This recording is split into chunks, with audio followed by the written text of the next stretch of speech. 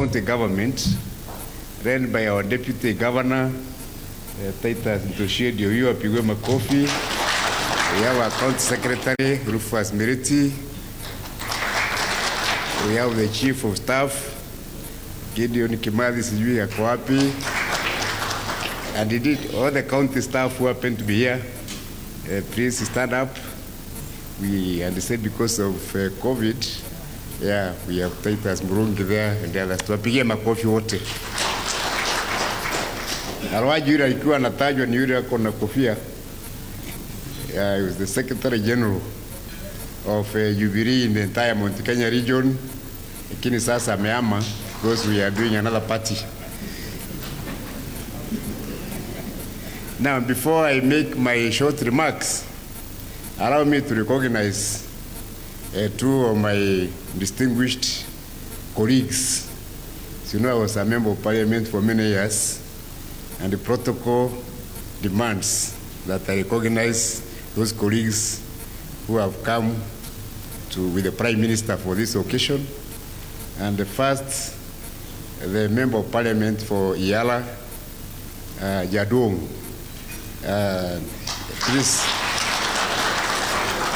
I want you to come on the stage. Use that mic. Salimia kwa Kijaluo. Dr. Aburu Ondinga is the elder brother of the Prime Minister. We have known each other for many, many years. From Jaramogi's time. Mimi nimekuwa nyumbani kwao. So karibu sana Jaluo. Asante.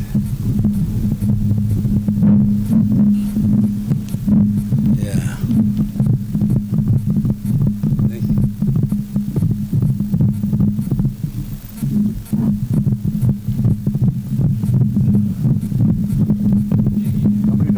Can you sanitize this for him? Sanitize this.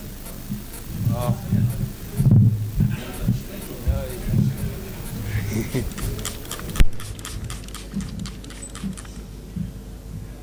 Yeah, asante sana my brother Honorable Graitu for this opportunity.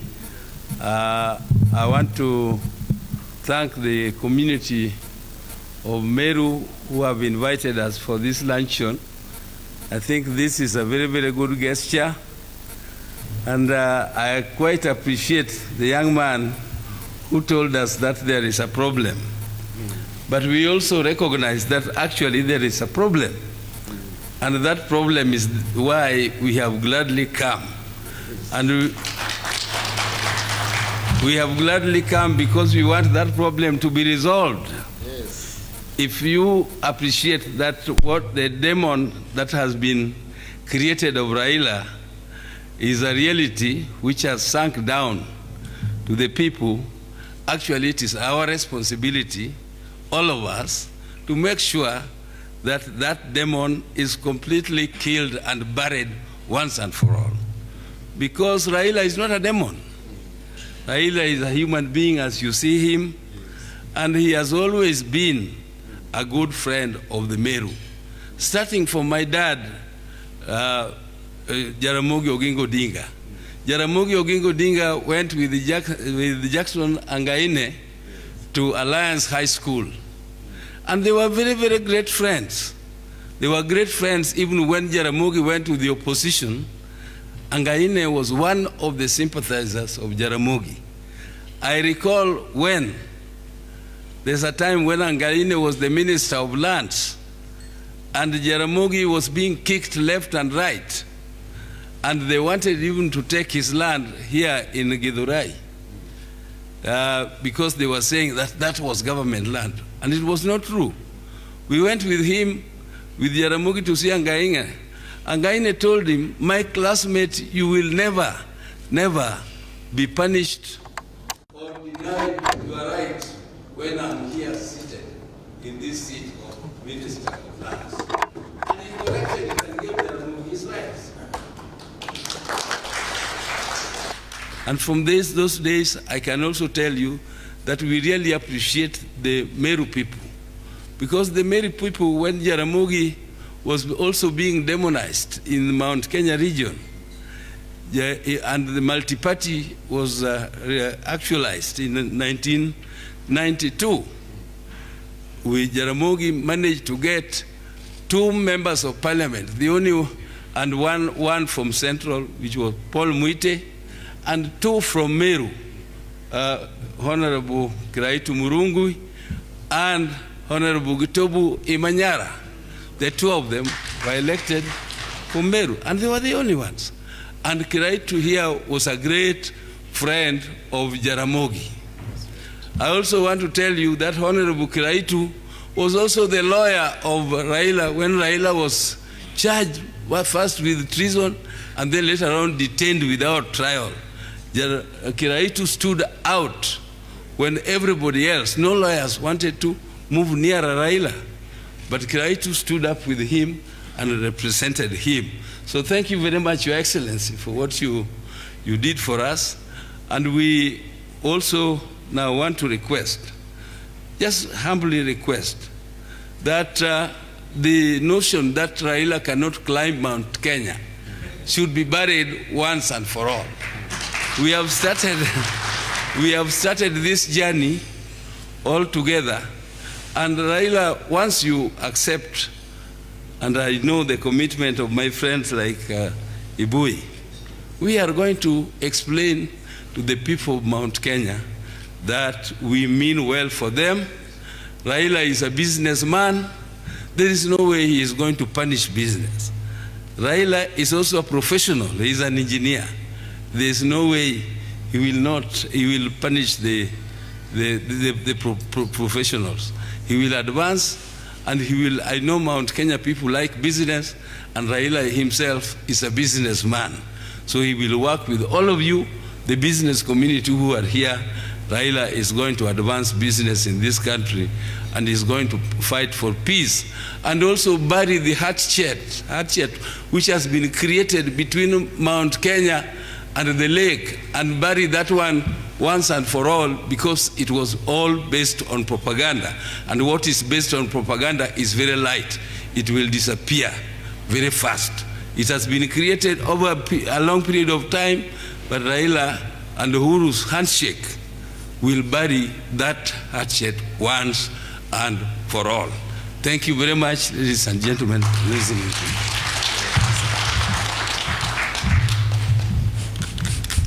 So very well spoken, Daktari. Can we give him a big hand? The next one I want to invite is actually our in-law, James Orengo. Whenever I meet him, I tell him, Meru dowry does not end. So let me invite him here. He was in Parliament long before me. I think he entered Parliament in 1988.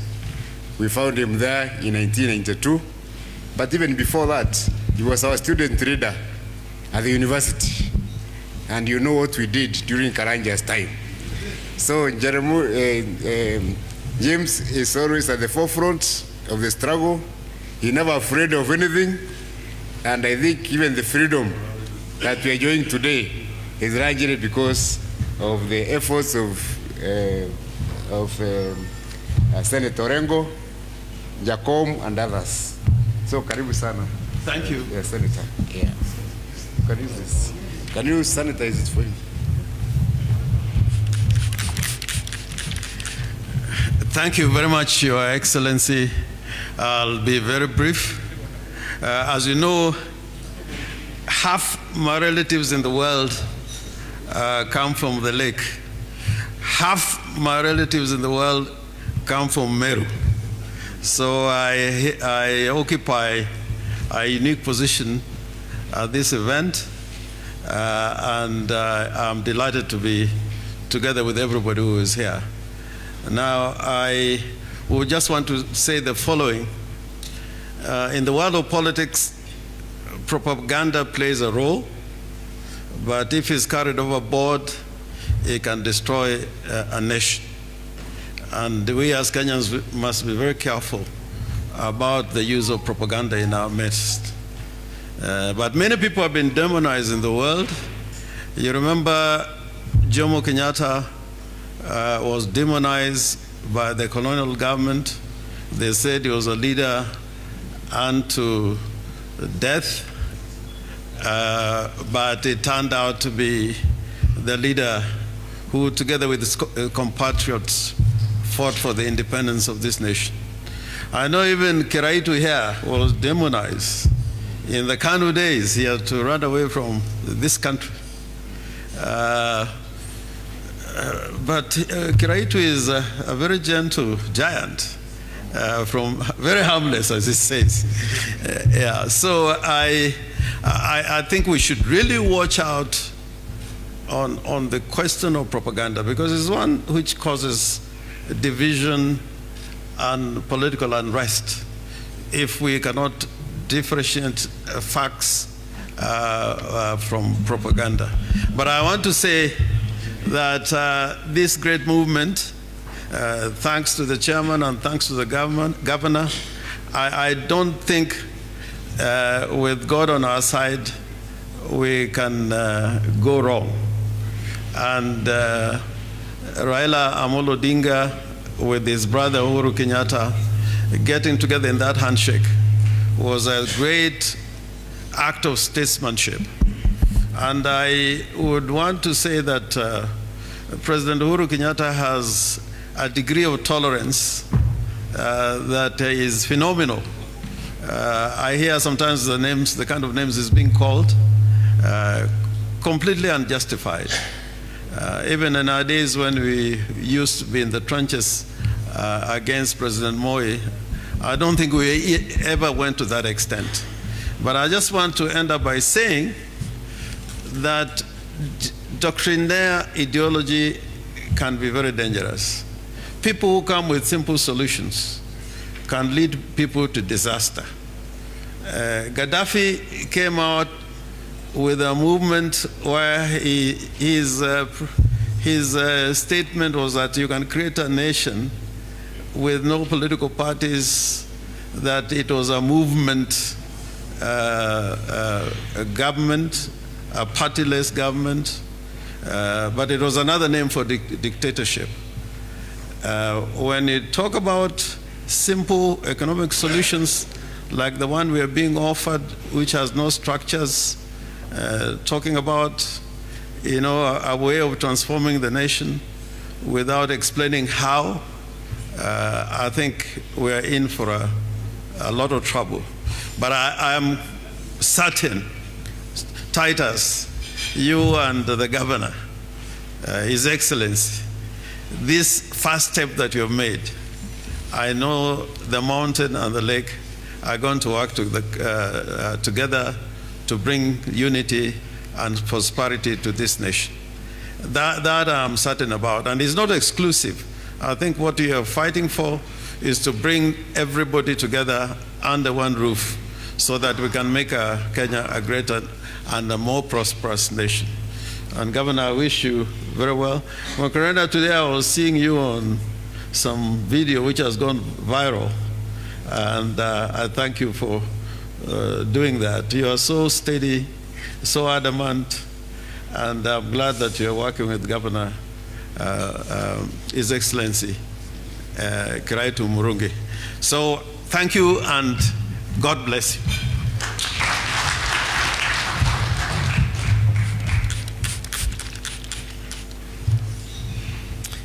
Yes, conveniently forgotten to tell us about the dowry. But I'll remind him after this, don't worry. So can we give him a big hand? I think to close this bit, you have heard them say we were lawyers for the former Prime Minister, and I was not alone. We are a big law firm called Kamau Kuria, Kiraitu and Ringera Advocates, and we are the ones who are representing all the political detainees in Kenya around that time. And we were the forefront. We are the law firm which introduced constitutional litigation in this country before any other law firm. So allow me to welcome on stage one of the senior partners of Kamau Kuria, Kiraitu, and Ringera advocates, we eventually became a Solicitor General and Judge and Executive Director of the Kenya Anti-Corruption Authority and Judge of the Court of Appeal and a Judge of the East African Court. Honorable Mr. Justice Ringera, please come on stage. Can we welcome him as he comes? You can sanitize for him.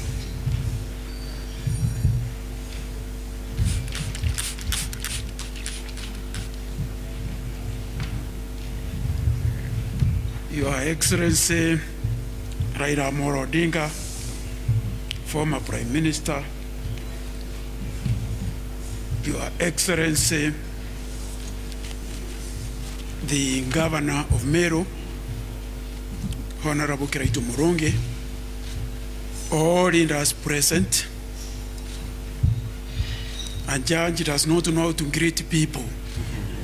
He is used to people coming and bowing before him. So my friend Kiraitu Murungi has put me in a difficult situation. But let me say that I had good occasion to interact with Excellency Raila Amolo Odinga during the Grand Coalition government, where he was the Prime Minister. It started on a rather unusual note for me because there was competition between the Prime Minister and the Vice President as to who was senior to who in the pecking order. He didn't take it personally, didn't push his boundaries, but when we were called to address, I was called as a facilitator to address the cabinet on an induction session, and I didn't want to get to their fight. So I said, Your Excellency the President, members of the cabinet, I didn't want to be confused in protocol. And it didn't take me hard on that. We were able to talk thereafter. And I found myself with the reporting responsibilities to him as Prime Minister in the area of my portfolio. And I was able to see firsthand his leadership qualities. The Prime Minister was not a vindictive person at all. He bore no grudges. He had flexibility. You could say a practical kind of person, not an ideologue of any sort. Pragmatism was a hallmark for his leadership. He was also deeply concerned with meritocracy in government appointments and ensured that people of appropriate caliber were appointed to the right portfolios.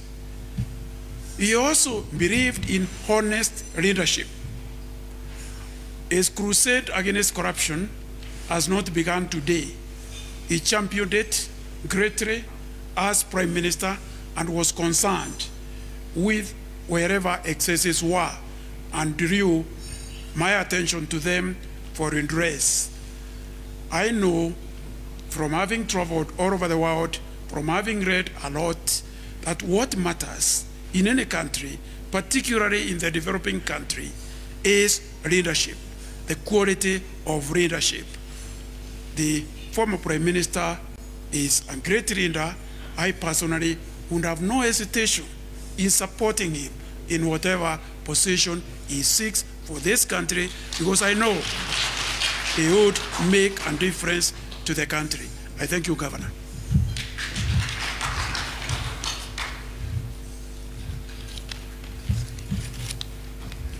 The judge has read the judgment.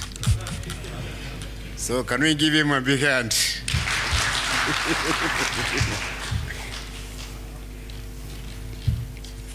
I think we are all Christians, and I think the Bible says there's a time and a season for everything under the sun. And I think for us as Meru community, today is the day that the Lord has set for us to welcome His Excellency Raila Odinga to our leadership forum for this afternoon. Can we give him a big hand?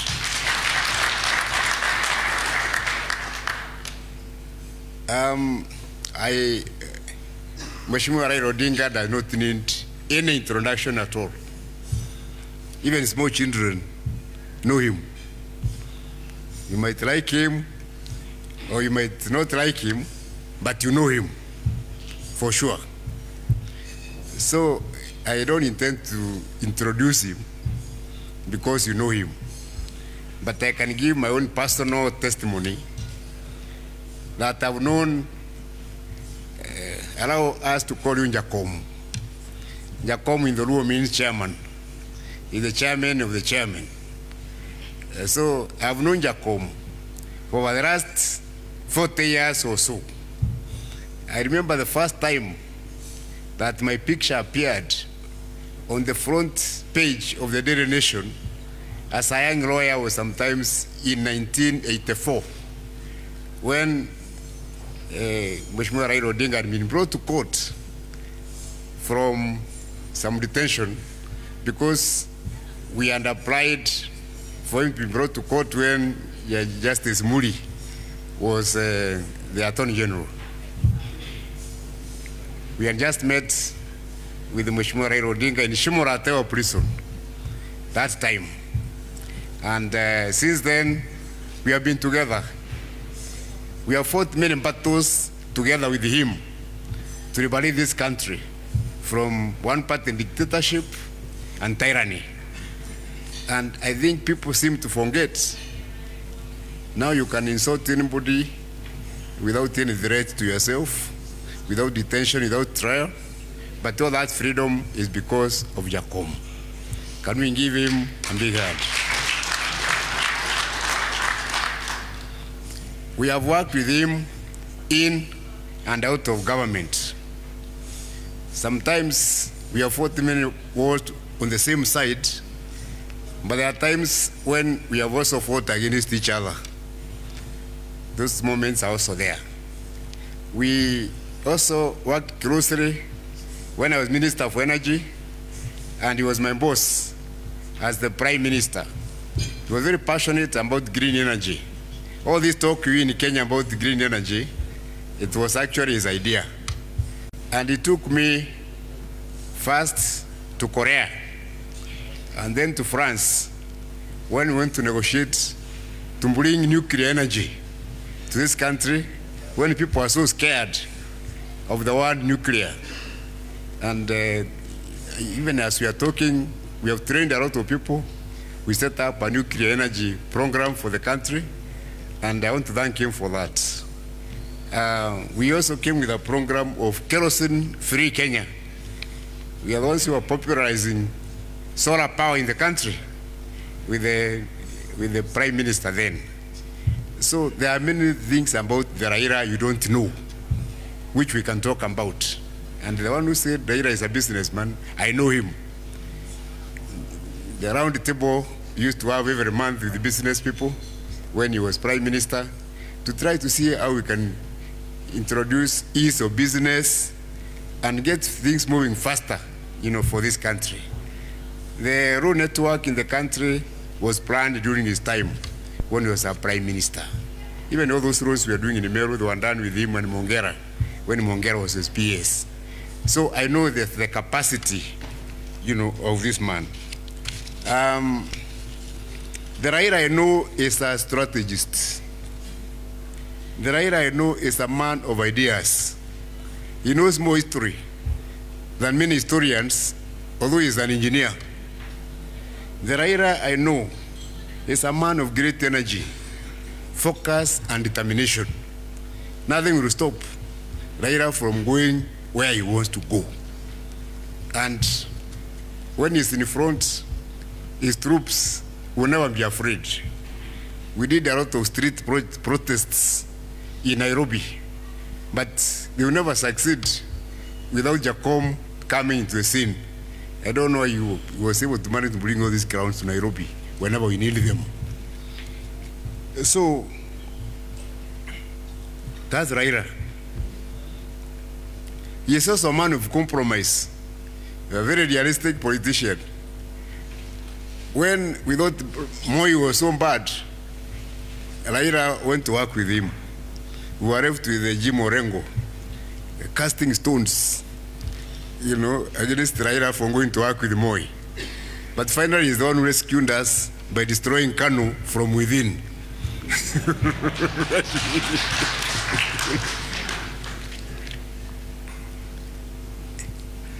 Raila was a hero.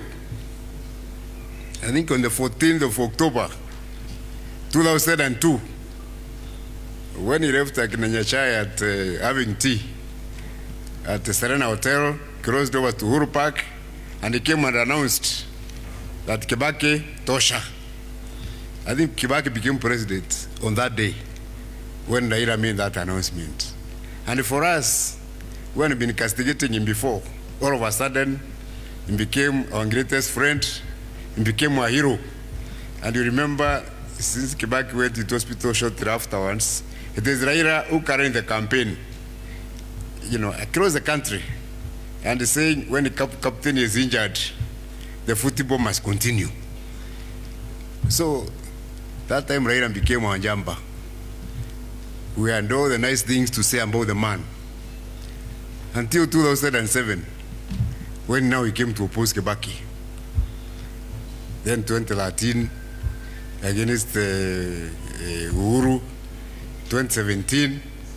And now it was our duty as the strategists from both Kibaki and Uhuru to develop some fictions and some narratives which you are calling demonization. So we are the ones who demonized this man so that Kibaki can win. We are the ones who demonized him so that Uhuru can win. I can tell you from my position and the roles I played then, there was nothing wrong with Raila.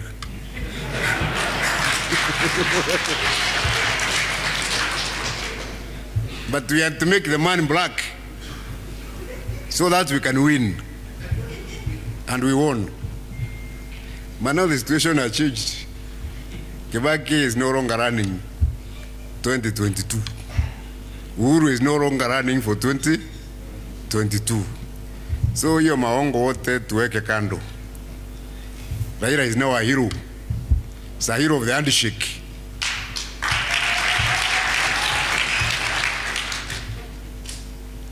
Even when they came with the BBI was a good document, and I supported it. Because as governor of Meru, I needed more resources to be able to uplift our people in Meru. PBI was giving me an additional 6 billion in Meru County. And I supported it all over, and the people are listening to us. And even now, we have not given up. Only part of BBI has been declared illegal by the Court of Appeal. The Court of Appeal, I've read that judgment several times. At no time did it say that giving that 5% to the counties is illegal. There's nothing like that. So, Mheshimiwa, we are still relying on you to continue with those aspects of BBI which are going to benefit our people. So as Council of Governors, we have sat down and we have discovered that we can bring in the 35% to the counties even without a referendum. We talked to Kina Maore, Kina James Orengo. We pass it through Parliament, even before the Parliament goes home, so that we can have that 5% coming to our counties. And then the World Fund is also not illegal. They will not be declared illegal by any court. The Youth Council are not been declared illegal. So those aspects of BBI, which we can salvage and bring through Parliament, we are going to continue that journey. We have said, although the court somehow declared the end of the road for BBI, the journey of BBI must continue, through other ways. And today is not my time to make a speech. I'm just giving some introductory remarks. We are here to talk politics. Hiyo mambo yote ambayo Cast alisema, how Raila was demonized and what happened, that is history. Anything which happened until yesterday is history. That's not politics. Politics is what is happening today and what will happen tomorrow. So we are here to discuss not yesterday, not the way we demonize Raila. We have come to see what we are going to do together tomorrow and the day after tomorrow to uplift our people through politics. I've become skeptical about political friendships because politicians are strange animals. You see, people have not quarreled, becoming enemies for no reason which you can't see. The friends of yesterday, for no reason, become enemies of tomorrow. And the enemies of yesterday, again, for no reason, become friends of tomorrow. So me, I don't want to base our politics on personal friendships. That those ones that has lived the men and women, of this country. As politicians, we are bound together by interests. You scratch your back, I scratch. You scratch my back, I scratch your back. It is interest which bind us together. It is interest which divide us. So what I would like us to discuss here today are interests of Meru community. Are we together? And it's not a secret. We are talking with some of you to form a party which is going to promote the interest of Meru and our region and put it in the national political map.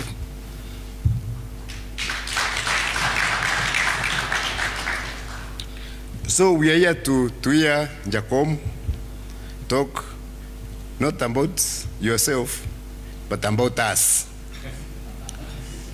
So tell us about what you think about Meru and our interest as Merus. Tell us, when we work hard to make you president, what are you going to make us, as a community?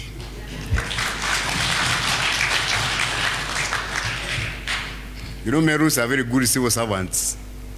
Even when they retire, they still go back to the office to see whether the office is running well.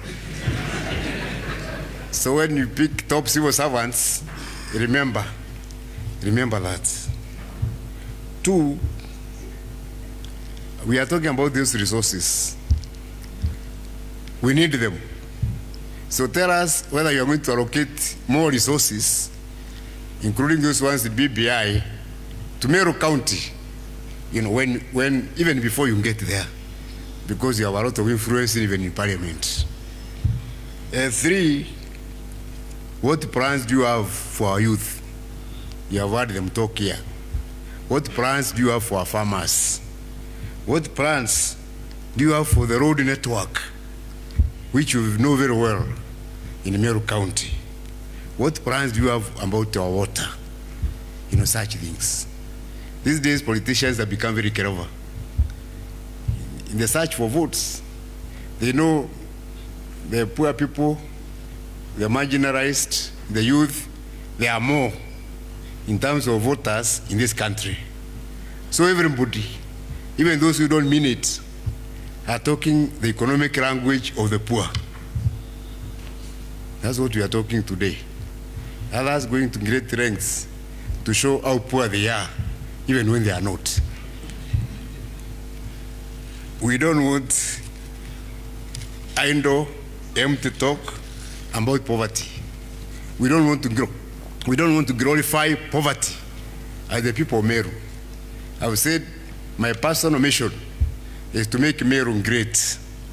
I want our people to be rich and prosperous. So please share with us any ideas that you have which are going to make Meru rich and prosperous. Those who don't have, that they can have. Those who are poor today, so that they can be rich tomorrow. That is what we are talking about. As I conclude, Meru is known for a very unique commodity called Meru. We are the only ones on this earth whom God has blessed with that commodity called Meru. And tumeona tumeletewa. We are holding a Meru scientific conference in Nairobi next year. We are calling it a scientific and commercialization conference. And we want to see how we can modernize the Meru trade. Our market in Somalia has been closed. We have to be more imaginative. We want Meru to appear in our supermarkets. We want even those wazungus who don't want to eat leaves to drink Meru juice and Meru wine in Europe. So we want you to support us in that enterprise as an engineer and as an industrialist. Since the closure of Somalia market, there's been a lot of poverty in Nyambene region. People are waiting for famine relief from us. People who are able and people who used to give us money.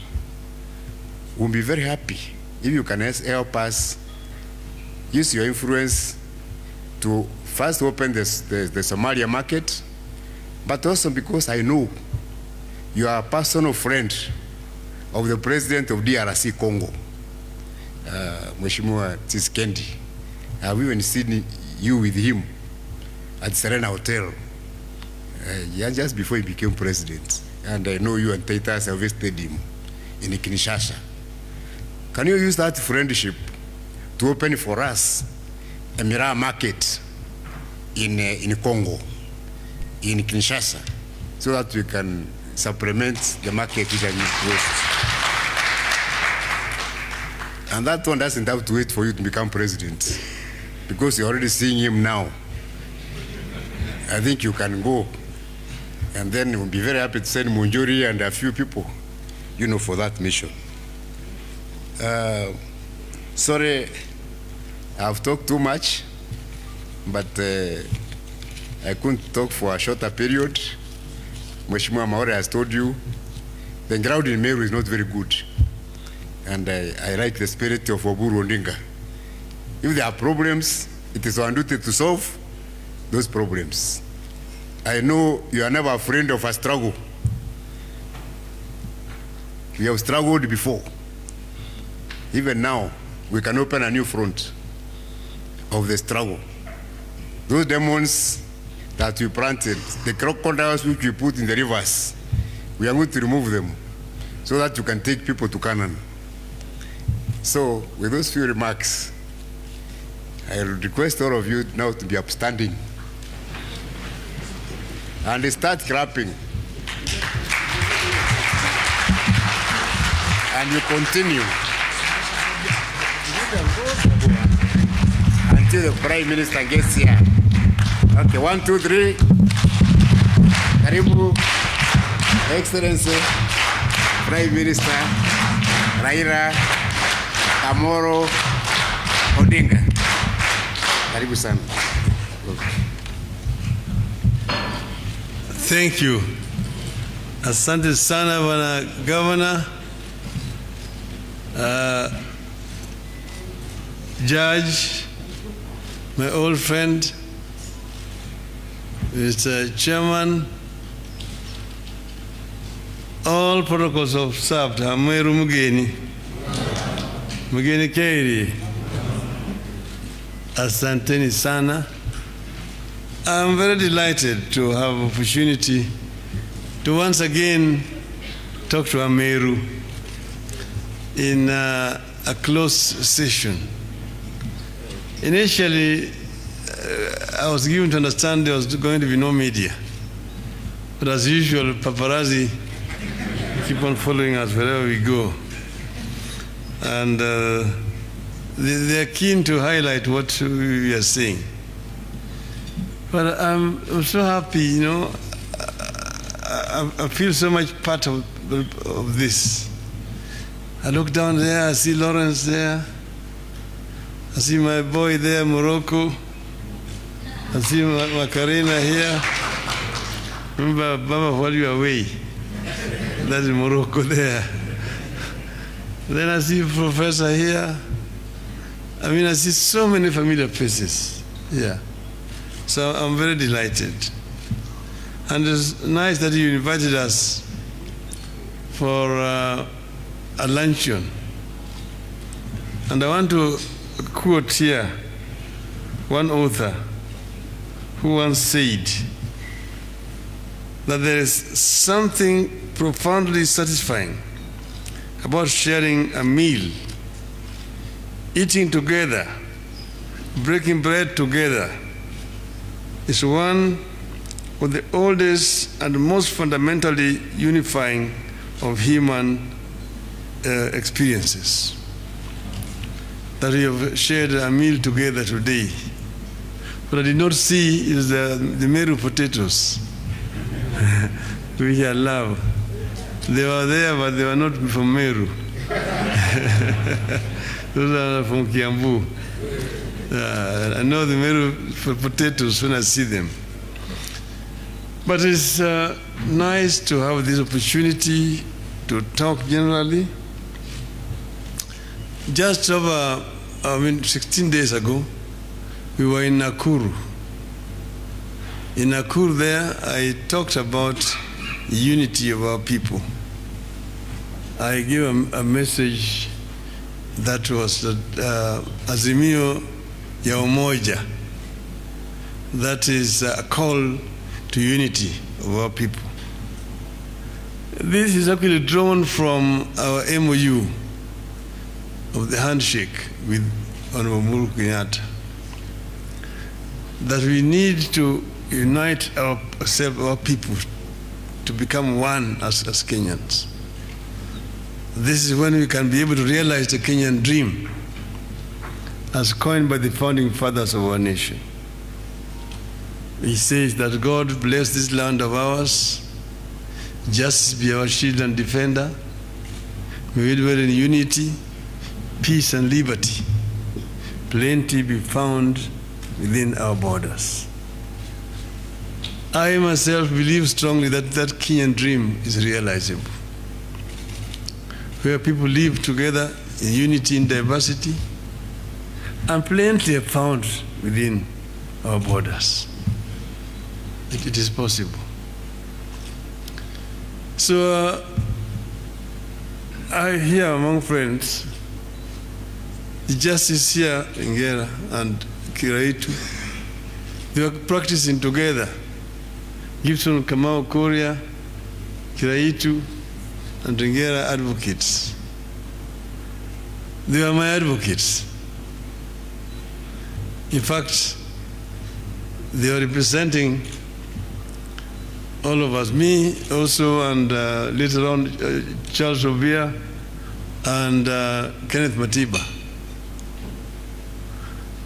And then I was told one day in the morning, I went to my office and I found policemen in the corridor sitting there. I passed them, I went into the office. Then they came and told me that, you know, you should not worry about us here. We've been asked to just come and sit here. You can just go about doing your work. Our duty here is to ensure that Matiba and Rubia do not come to see you here. And they said Kiraitu and Kamau Korea. And also, you are not supposed to go to their offices. When you go there, there are also officers in their offices who will not allow you to go inside. So I told them that, you know, I don't mind about Matiba and Rubia, but Kiraitu and Kamau Korea are lawyers of this company I work for. So if you deny me access to my lawyers, how can I do business? Then they made some calls, and then they came back and told me, you may go and see your lawyers, but you'll find the policemen there also, but you'll be allowed to see the lawyers. I did not have business to do with them on that day, but I decided to walk into the offices. And I found policemen outside there. But then the following day, this was on the 2nd, because we had announced that we were going to have a Sabasaba meeting at Kamkunji. On the 2nd of July, Matiba and Robia were arrested. Then on the 4th of July, they came for me. And then Kiraitu happened to have gone for a conference in Addis Ababa. When he realized things were not good, he did not come back. he took off. But they managed to get in Manyara. They managed to get John Haminwa. It was Paul Mwite who went into hiding and was not found. Just basically to tell you where you've come from. He's told you we have been in the trenches together for a long time. That's when eventually Matiba Rubia suffered serious infection in detention, which would eventually result in his almost losing his vocal cords. Matiba suffered a stroke that completely turned him into a garbage the rest of his life. So that is really where we are coming from as a country. But those struggles are not in vain, because they produce the society we're having today. Today, somebody can go and talk openly against a president and nothing will happen to him. That is the kind of democratic space that we've been able to open. And I think this is positive. So what do we want to do now? We want to move forward. And I'm happy to talk to Meru business community and politicians for Meru here. Because Meru is part of Kenya. And Meru people are peace-loving people, but they're also very brave people. But they're also very hard-working people at the same time. Very brave. I know that kind of struggle that they went through.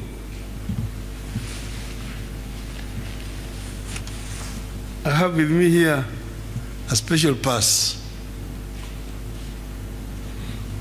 This special pass is called Kikuyu, Embu, and Meru Passbook. This was a passbook that was being kupanda milima, which you had to have in those days. If you are a Meru, a Kikuyu, or a Embu, to travel in Kenya. And whenever you are trying to come to Nairobi, you have to go to a chief and to endorse. And you have to state where you are going to and which route you are going to use. This here. But even against this, the Meru people and the Kikuyus and the Embus, they rose up and struggled for freedom. And eventually, freedom was won in our country.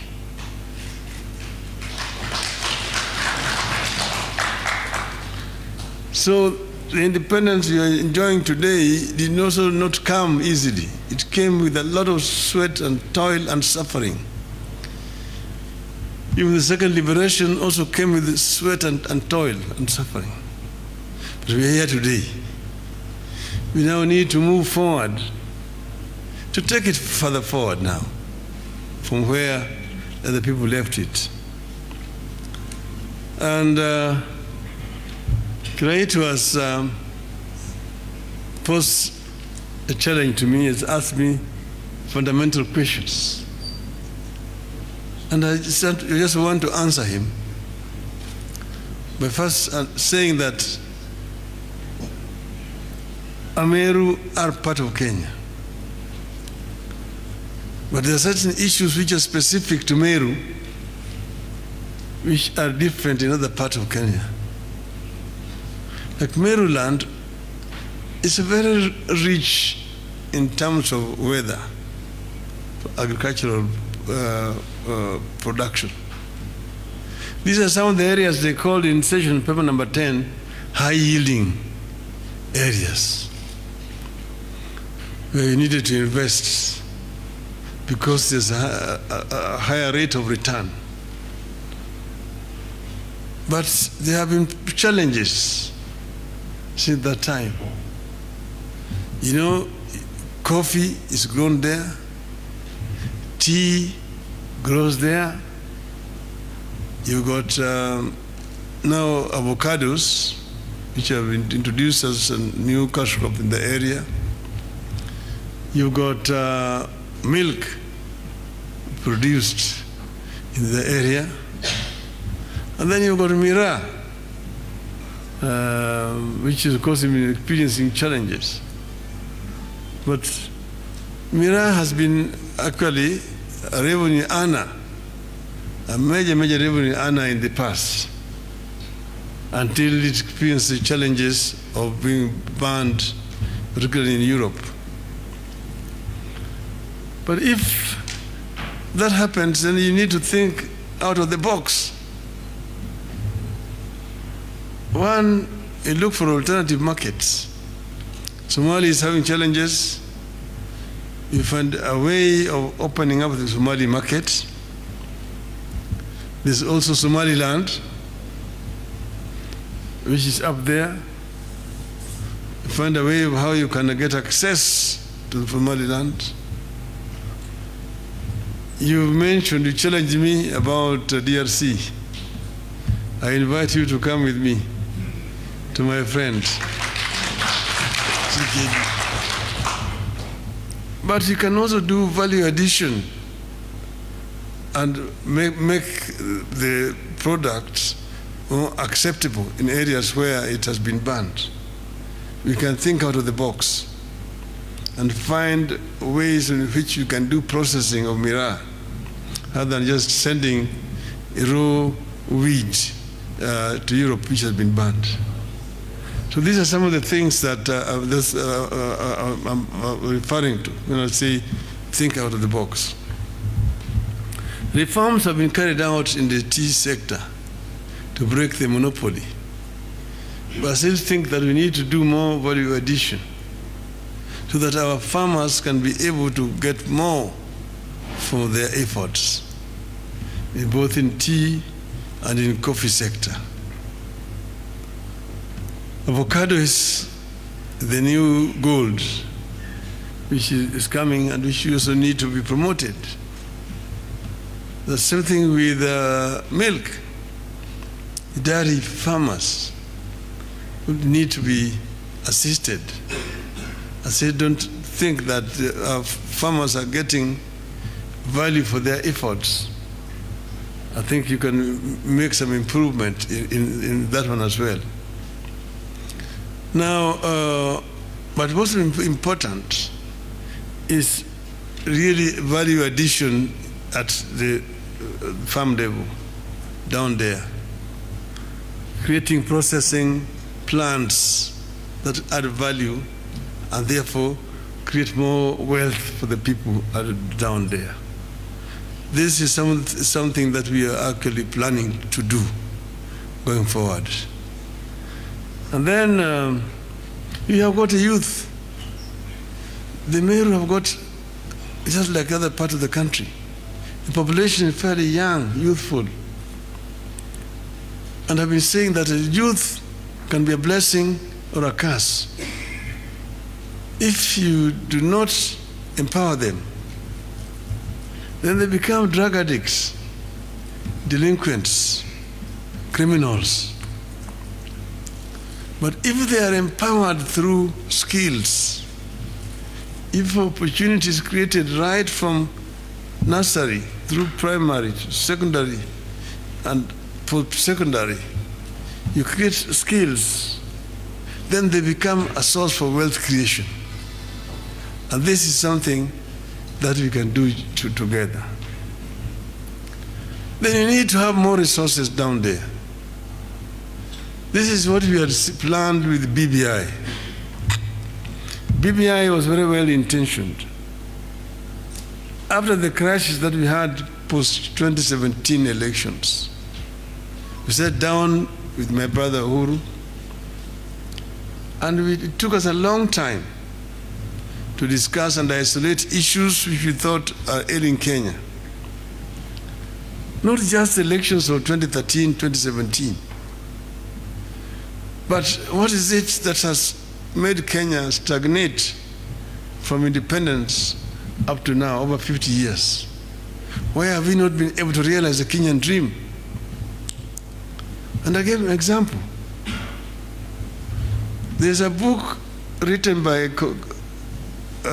experts in Korea. They're talking about the Korea miracle. And in that book, they're saying that in 1952, Ethiopia sent troops, 2,600 troops, to South Korea to help South Korea fight against the North. 2,600 troops were sent by Ethiopia. Meaning at that time, Ethiopia was a more developed economy than South Korea. Fast forward, 50 years later, Koreans are building schools, are building universities, are building roads in Ethiopia. This time around, the per capita income in Ethiopia is $380. In Korea, it is over $20,000. So you ask yourself, what is it that happened? What did the Koreans get right, which the Ethiopians got wrong?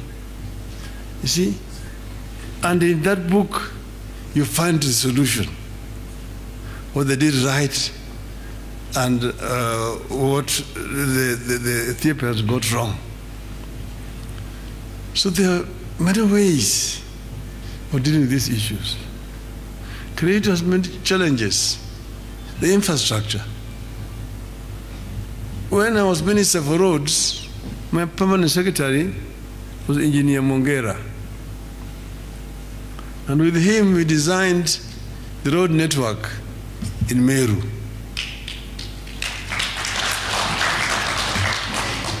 What remains is just implementation of that program. You don't need to reinvent the wheel again. Okay? We rural access roads, which will enable farmers to access markets with their wares quickly. Easy to be done. Then, when I was in my other incarnation, I was Minister for Energy. And I'm the one who turned rural electrification into an infrastructure, bringing energy closer to the people. That is another program that can be expanded to reach the villages. He's talking about water.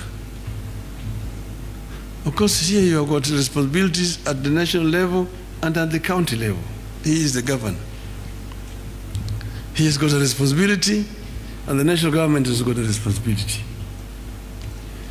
Not far away from there, there's a plan, and he knows it. There's a place called Mutonga. We had planned Grand Falls Mutonga, which is in the border, Tharaka-Nithi, Kitui, and this is there. That is where we intended to build the last and the biggest dam on the Tana to generate up to 1,000 megawatts of electricity. And then you have sufficient water to supply the whole of that region. And you can do also big, huge irrigations in those areas. using that water down there. But we had also planned there the LAPSET, the Lamu Port, South Sudan and the Ethiopia Transport Corridor. And it's passing through this area here. You make this area a transit route. Then there's also the other one which is going down. You had planned when I was a minister for roads. Kibwezi, Kitui, Mwingi, then you come through Meru, to Isiolo, and then it joins this other one going to Addis Ababa. And then you also have the branch going through Samburu to Juba. And then you connect, because we are doing Mr. Chairman is the chairman of LAPSET. And you know, we are doing a corridor. It's not just going Lamu Port, South Sudan, but it's going through South Sudan into Central African Republic, into Cameroon, to the port of Kribi, to connect the Atlantic Ocean and the Indian Ocean and create that land corridor and open up the interior of Africa. That will create a big market. Then you do not even need to go and beg for your Mira market. You can send it to South Sudan, send it to Central African Republic, to the Cameroon and so on. So there are many things that can be done working together. But I'm talking about this issue of economy mashinani. And that was in the BBI. And we talked of minimum 35% going down to the counties. That itself will help revolutionize life down there. As the governor said, it is putting 6 billion shillings extra into the coffers of the county government. That will help the county government, because at the moment, the amount of money that is going down there, a big chunk of it is just going for recurrent expenditures, paying salaries to the staff down there. But you need additional funding for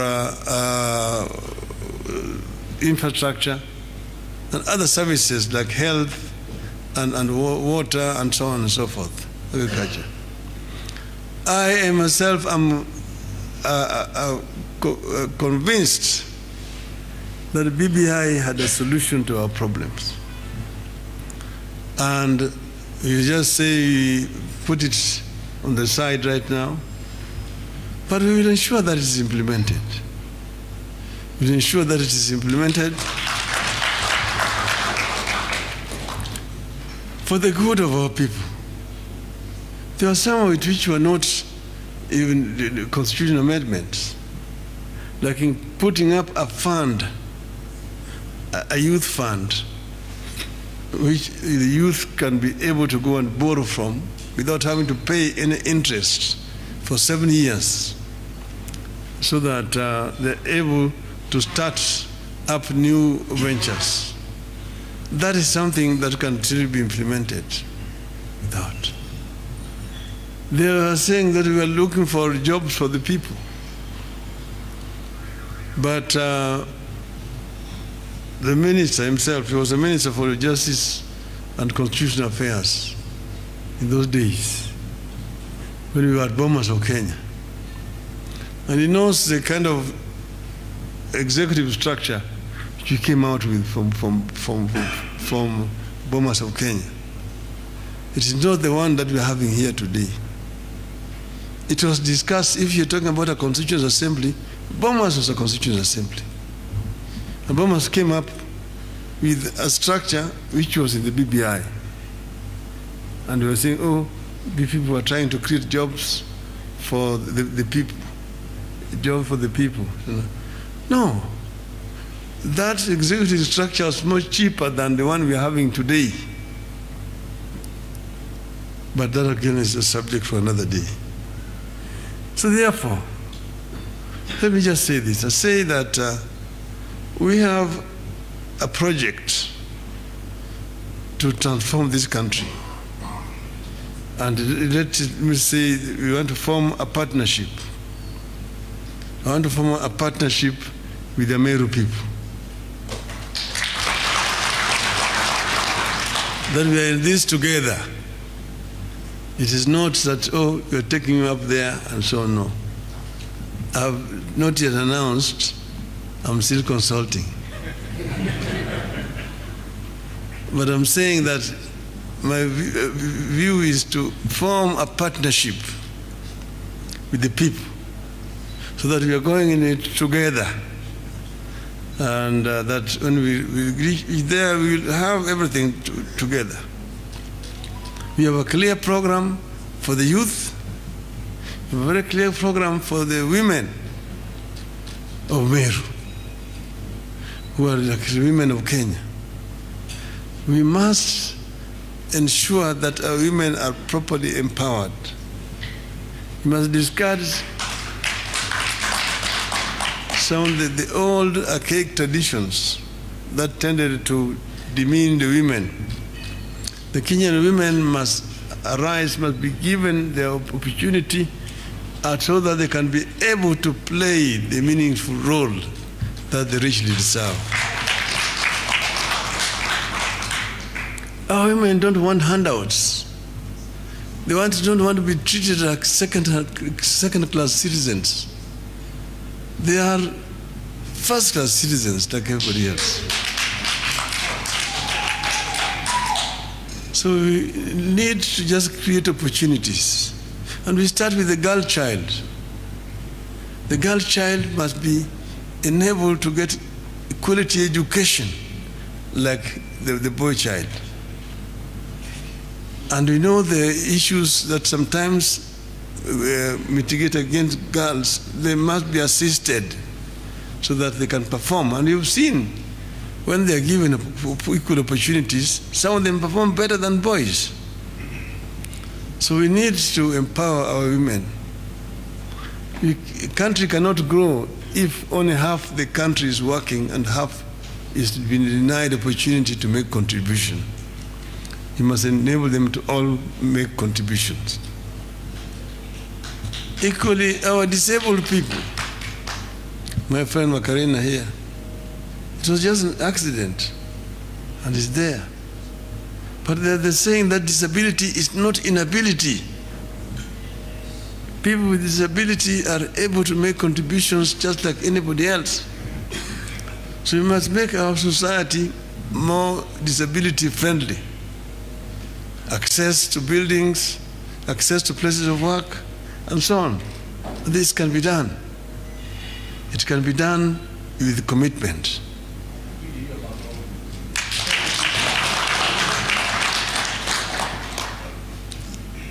So we are talking about a total development where we empower each and every member of our society. Niliambiwa ya kwamba nikisiposema Kiswahili wengine watakuwa hawajaelewa. Lakini yale ambayo mimi nasema ni ya kwamba sisi tuko kwa safari.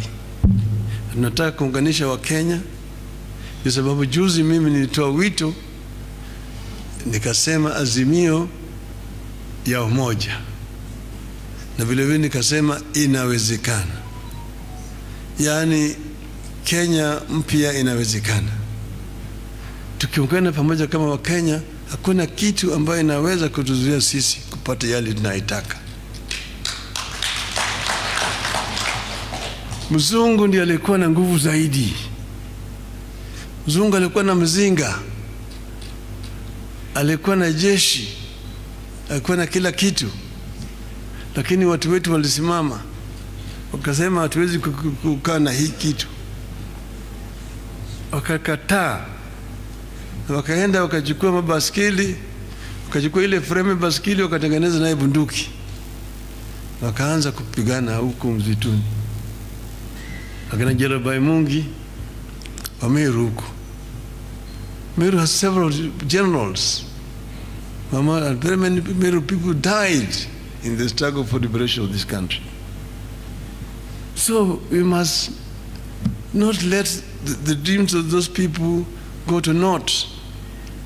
Ndoto yao ambayo walisema ati Mungu bariki nchi hii yetu ya Kenya, haki iwe ngao na mlinzi, tukae na undugu, amani na uhuru, na raha tupate na ustawi. Nchi ambayo kuna raha na ustawi ndio ni Kanaani katika Biblia. Ninasema sio Raila ndiye amesema tunaenda Kanaani. Waanzilishi wa taifa letu ndio walisema, wakaandika katika wimbo wetu wa taifa ati nchi ile ambayo kuna mana na asali, Kanaani yetu, na inawezekana. Ndio tunasema Kenya mpya inawezekana. Kenya mpya inawezekana. Lakini sio Kenya hii ambayo ninasema ni Kenya ambayo ina ustawi, Kenya ambayo kila mtu anapata nafasi ya kufanya kazi sawa sawa. Sio Kenya pale ambayo watu wanabeba mawheelbarrow na nini na nini. Kwa hivyo mimi sitaki kuongea mingi zaidi, nimeongea ya kutosha. Nataka kutoa shukrani sana kwa gavana, kwa chairman, na kwa justice, na profesa, na vijana wote ambao wamefika hapa siku ya leo. Nasema asanteni sana kwa kunisikiza. Thank you very much.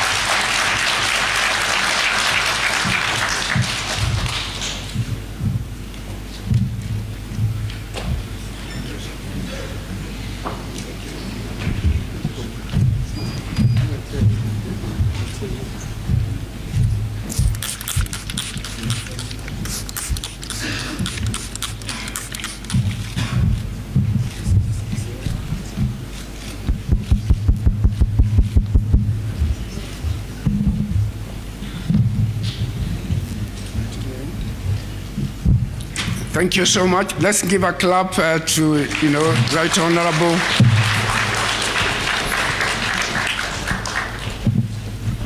Thank you. Let's sit down. We just want to spend another 5-10 minutes so that we seek some bit of ownership of this occasion by people participating.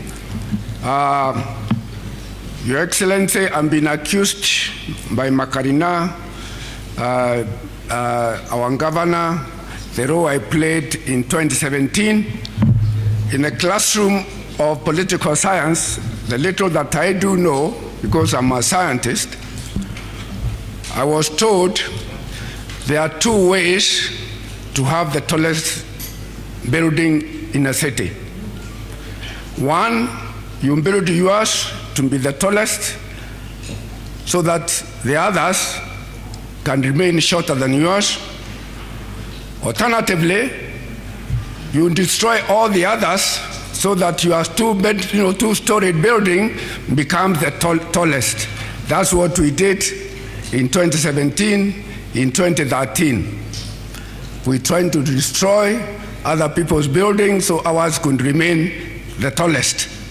But this time, we have convinced ourselves, Your Excellency, with the support of all the people who are here, we want to build our house to be the tallest in the city.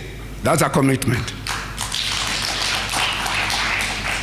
Number two, Your Excellency, the LAPSET program that I do chair the board of has got what if you can remember, what we call the outer corridor.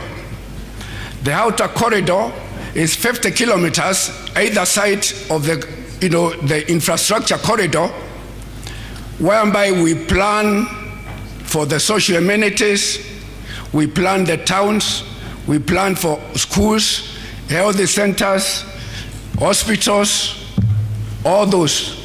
So LAPSET will come in handy, and Meru town and other towns in Meru are part of that economic corridor. So it is, through that initiative which you started in your office when you are the Prime Minister, that we'll see those developing taking place along the corridor from Lamu all the way to Nakodok, the border of South Sudan and Kenya, and all the way to Moyale, the border of Ethiopia and Kenya. But today, Your Excellency, is not my day. You have given us, your remarks, your assurances, your commitment, and the promise that you've given us, the Merus. So allow me to break the protocol a bit, because this is a political process we are following. Allow me, we break the protocol a bit. We invite a few people in the plenary to support what other leaders of Meru have said, but not repeating themselves, just in support. And I want to give this opportunity to the Master of Ceremony to conduct that in the shortest time possible. Jesse, 10 minutes. Within 10 minutes, I want you to call Dr. Diakono to come and pray for us in Meru, and then we all say thank you and God bless you. Thank you very much. We'll see you another time. Thank you. Thank you, Chairman. A round of applause for our Chairman today. Now, as I invite these great people, please remember you have only a minute and then to Malize. So we're beginning with Dr. Kilemi Mwiria. You have a minute to come and endorse what the Prime Minister said. Then Majority Leader Karevi, Ukai Karibu, Youth Leader Osomotembei, closer. Yeah,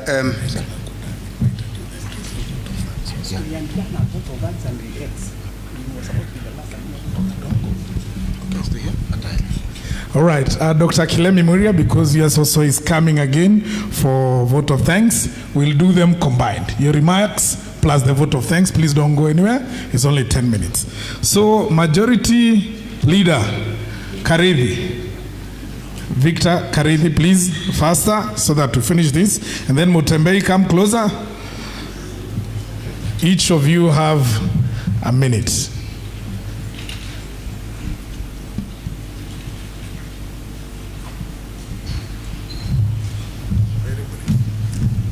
Thank you. The former Prime Minister, Raila Amolo Odinga, a great Kenyan who we celebrate, our governor, distinguished ladies and gentlemen. My name is Victor Kareithi Mutuma. I'm an MCA, the leader of Majority Party in Meru. And sorry for coming in a little late. I just have a comment. I've listened very carefully to the submission by His Excellency, the former Prime Minister, and I must confirm that just like my governor said, we at Meru are making calculations. We've had a rough time in the opposition in the past. We spent the entire period when the former president Moi was in power in the opposition, and we would hate to do a similar mistake. That is why we are making our calculations, and we have to make sure that come next year we are right at the middle of the government.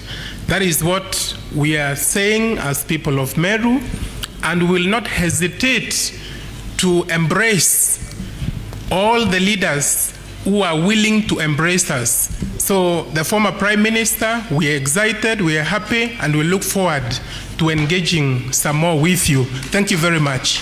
Thank you so much. A round of applause for Victor Karevi. And now the youth Mutembei. Mutembei, karibu.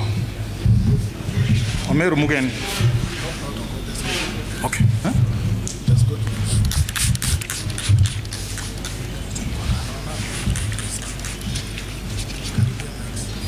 Okay. Waziri Mkuu,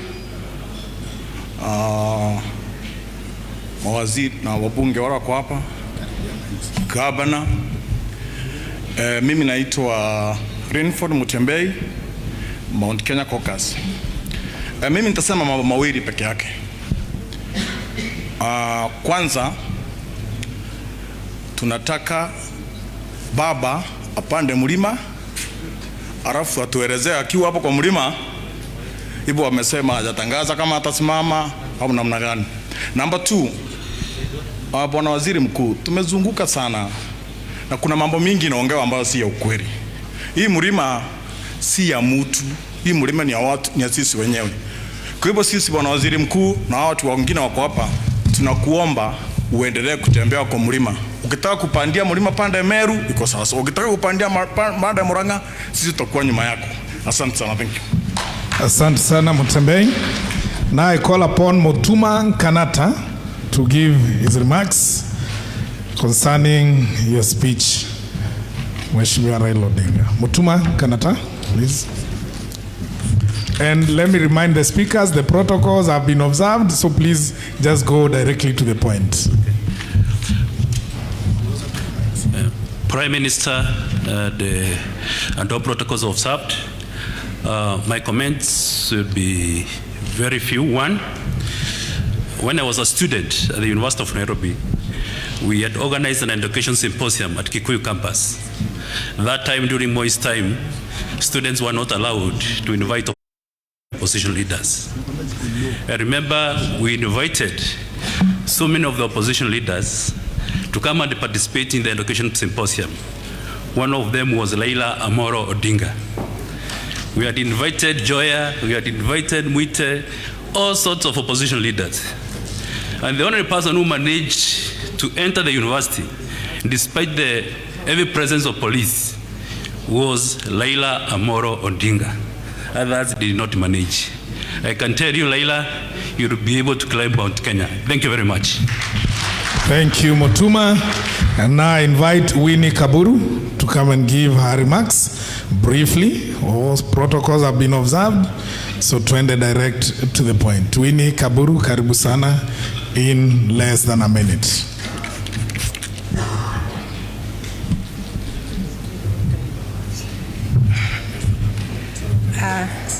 Good afternoon, everyone. Good afternoon, everyone. My name is Winnie Kaburu. I was the former and the founder of KEPSA. I worked very closely with His Excellency, the Prime Minister, Raila Amolo Odinga. We have been campaigning for him in Meru in the last elections. And unfortunately, we got very many votes, and we nursed everybody. So to us, it was not a loss, Your Excellency. We put our foot in Meru, and that was very important. I vying also for Deputy President in 2013 with Professor Ole Kiapi, and if you gave us enough votes, you wouldn't be having the problems you're having today for Deputy President. Because I would have made a very good Deputy President. So Baba, don't forget that ile mlima ingine iko na watu wanaweza kuwa hapo juu. You remember even the name you have, Baba, came from our area by Morocco. I think Morocco is somewhere here. That is a man from Ugembe, and he called you Baba, and it has become a worldwide name. So can you clap for our people in Meru and Meru? So we love you, we like you. Just come and talk to us nicely, give us nice posts, and we will be there with you. Where I come from in Meru, we have just only one PS, Kaberia Keremi. And now we have a man who is really talking for us.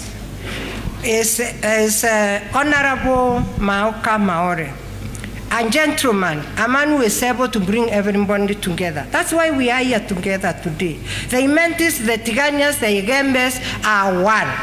So bring us together. Politics is interests, as you have already said. There are no enmities. Very soon we will all be saying very good things about Baba. But if we get up there and he makes us sit on the table, we are seeing men sitting. We are not seeing any women being the ones sitting in that table negotiating for this country. We don't just want to be civil servants. We want to be there making decisions and knowing where we are going. We are hard-working people. We have got very good people who are working in the civil servants. You have an example. When we started KEPSA, and we were helped a lot by our senior Mudhaura, who is not here today, he helped us. He called the all PSs to tell us we must start KEPSA. His Excellency also supported us, and we formed that body. We were able to reduce licenses from 6 to 1, which is called today the one permit for doing business. So we appreciate you. We thank you, Your Excellency, and we will support you in the days to come. We will campaign for you so that we can also raise up there. Thank you very much. Thank you so much. And of course, she has spoken about the guy who came up with Baba. He's from our region, Morocco. Come and just say a few words. Hakuna Baba Eliyawe, because he's here. Ndiye huyu Morocco.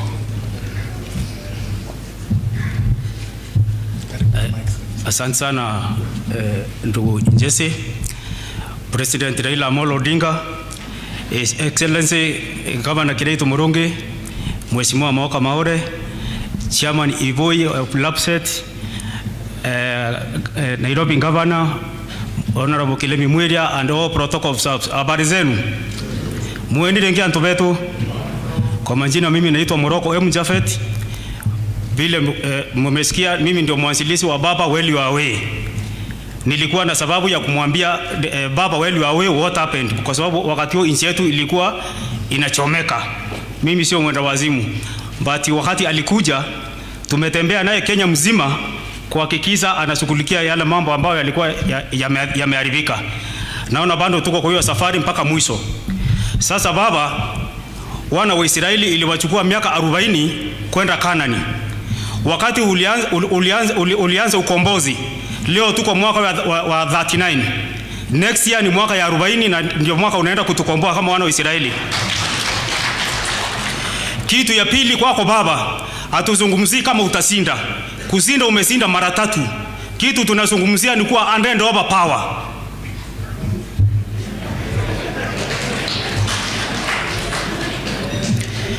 Kitu ya pili, mimi nauliza president wetu Raila Uhuru Kenyatta akusike mkono atembee na wewe mlima Kenya mbega kwa mbega. Kwa maana umekamatana mkono naye ikakuwa ni mkono ya amani. Sasa hiyo amani tunataka atembee na wewe mbega kwa mbega. Asikutume upande mlima peke yako, apande na wewe. Kwa sababu watu wa mlima wako tayari kukupokea. Ile mambo watoto walikuwa wanaambiwa kula chakula ama niite Raila imepita. Sasa ni wakati ya kuambiana ukweli. Na kuna watu ambao hawangeitwa majina bila meaning. Jina Raila inamaanisha Reliable African Intellectual Liberation Act. Amolo inamaanisha Institute Mobilizer of Legislative Order. Na Ondringa inamaanisha Often Dedicated Inspiration for National Growth and Accountability.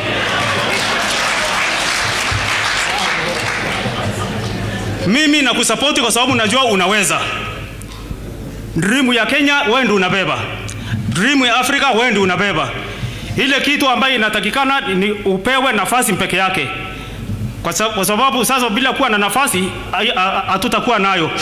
Mambo ya miraa, najua ulianzisha department katika serikali ya Kenya ambayo inaitwa Kenya Bureau of Standards. Leo hii chairman wa Kenya Bureau of Standards ni Meru. Ako pale engineer Bernard Gore. Mambo ya miraa amejaribu na bodi yake wamehakikisha imekuwa standards ili iwe inatambulika kama bidhaa zingine duniani. So ile kitu tunahitaji sasa kuanzia hapa ni soko. Na soko tunajua tukiwa na wewe lazima itapatikana. Sina mengi ya kusema zaidi ya yao. Mungu awabariki. Asante. Morocco kidogo kabla uende kuna kitu umesahau. Alafu ndio uende. Ulisema Baba Well You Are Away. Sasa unasema? Sema sasa hapa tusikie. Ulisema baba aliawe sasa? Sasa nasema baba aende ikulu. Sitaki baba aendelee kukalia mawe tena. Sawa. Asante, makofi kwa Morocco. Next, wacha niite Alfred Barrio to give your remarks in a minute. Alfred Barrio.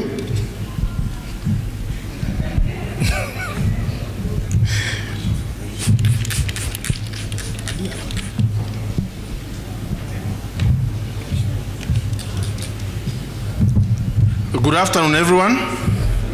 All protocols observed. My name is Alfred Barrio. Mine is just to echo something that for and on behalf of the youth. The youth band, as we know, demographically, is quite a broad band. And if we are going to help this country, I would want to plead with our leaders and in our manifestos and in the political dispensation that we are going in, that we try and ensure that the youth is empowered. A youth who is healthy, educated, and economically empowered leads to a better nation.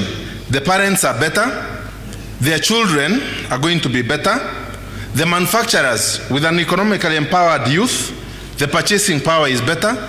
So I would really urge that one of the key pillars be that broad band which constitutes about 60% of this country.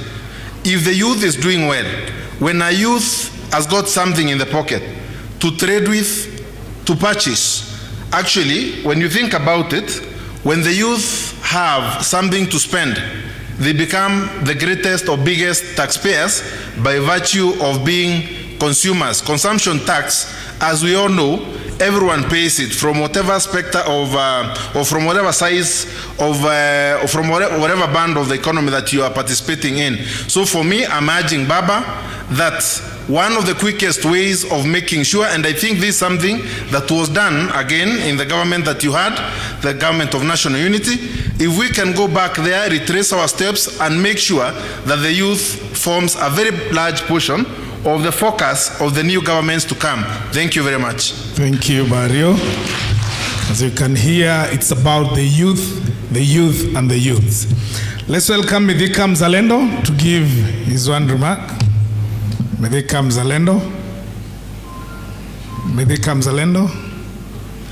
All right, as he comes, James Midhika. James Midhika, come and give your remarks. Welcome, James. There is a youth amesikia baba amesema wakoloni walikuja na mizinga. Kaniuliza, ni Johnny Walker. Thank you so much. Your Excellency, Baba Raila Amolo Odinga, all protocols observed. Your Excellency, you have the lake and we have the crocodile. And from now on, we're going to swim in the lake with our crocodile, Governor Zero, number 12.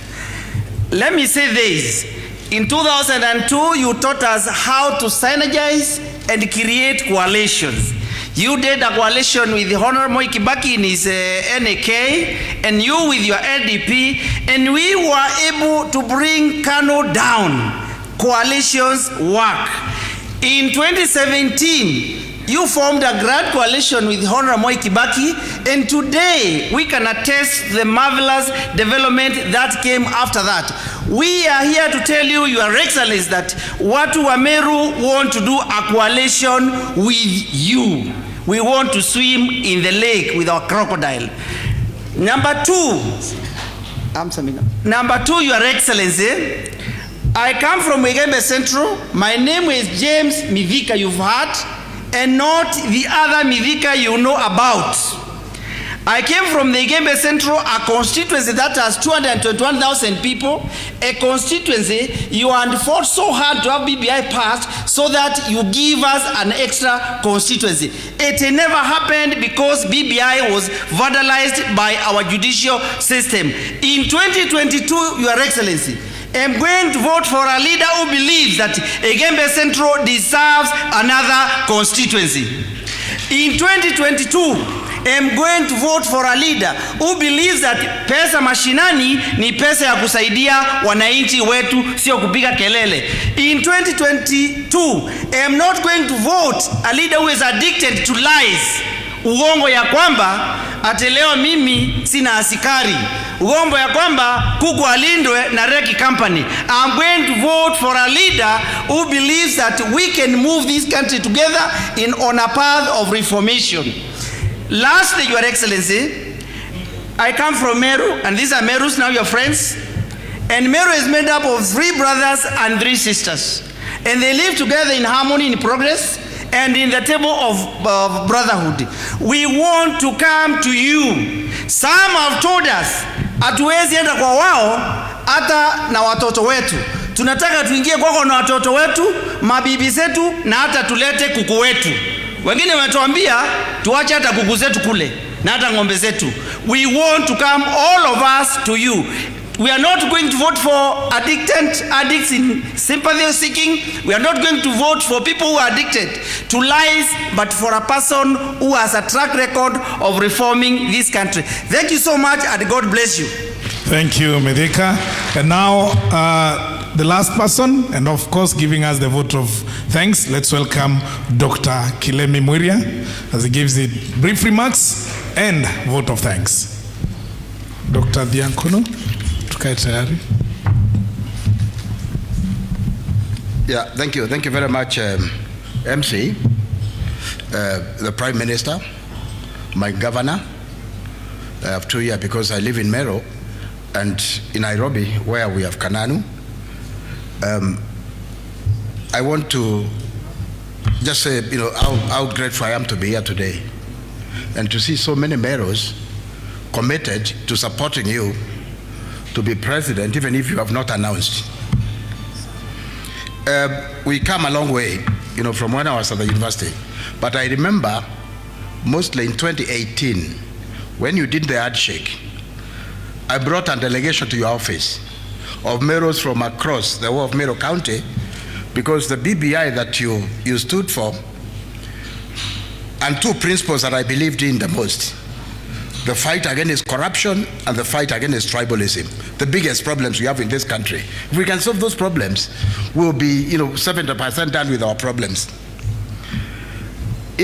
Although you have not declared to be president, I think these people from Meru have kind of given you a vote of confidence already.